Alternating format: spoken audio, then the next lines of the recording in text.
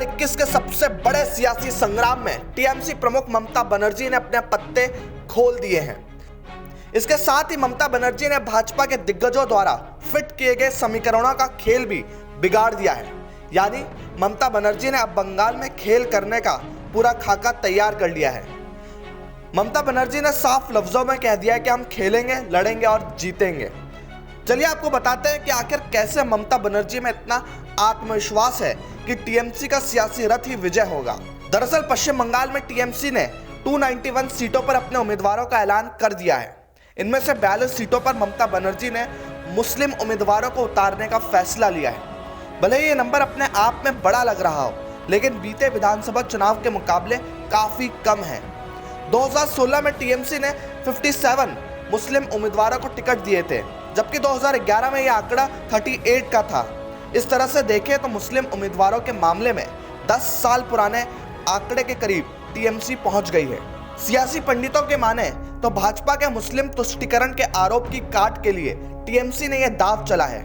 इसके अलावा मुस्लिम वोटों के बंटवारे के डर के चलते भी ममता बनर्जी ने फैसला लिया है। दरअसल सूबे में असदुद्दीन ओवैसी ने चुनाव लड़ने का ऐलान किया है। इसके अलावा इंडियन सेकुलर फ्रंट नाम से नई बनी परिजादा अब्बास सिद्दीकी की पार्टी ने लेफ्ट और कांग्रेस के साथ लड़ने का फैसला किया है। लिहाजा मुस्लिम वोटों के बंटवारे के असर से बचने के लिए ममता बनर्जी ने मुस्लिम के बजाय दलित वोटों पर फोकस करने का फैसला किया है। मां, माटी और मानुष के नारे के साथ सियासत करने वाली टीएमसी ने सीटों के बंटवारे में महिला, मुस्लिम और दलित के समीकरणों का ख्याल रखा है। ममता ने 50 महिलाओं को चुनावी समर में उतारने का फैसला लिया है। बंगाल की बेटी होने का दम भरने वाली ममता ने इसके जरिए यह संकेत देने की कोशिश की है कि महिला नेता होने के साथ ही वो महिला के मुद्दों को लेकर सजग है। इसके अलावा ममता का एमएमडी समीकरण पर ज्यादा जोर रहा। ममता बनर्जी के टिकट बंटवारे पर नजर डालें तो साफ है कि उन्होंने मुस्लिम, महिला और दलित वोटों पर फोकस किया है। महिलाओं को 50 टिकट देकर उन्होंने आधी आबादी को टारगेट किया है। इसके अलावा दलित समुदायों के 79 उम्मीदवारों को उतारकर ममता ने संकेत देने की कोशिश की है कि वो पिछड़े और दलित समुदायों के लिए प्रतिबद्ध है।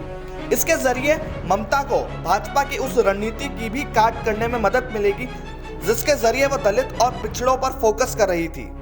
इस तरह ममता बनर्जी ने महिला, मुस्लिम और दलित उम्मीदवारों के जरिए सूबे के 3 समीकरणों को साधने की कोशिश की है।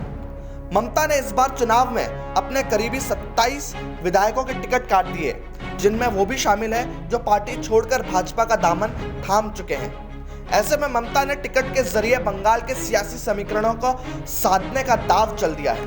कुल मिलाकर इस तरह ममता बनर्जी ने युवा मतदाताओं को संकेत दिया है, तो दूसरी ओर एंटी इनकम्बेंसी को खत्म करने की भी कोशिश की है।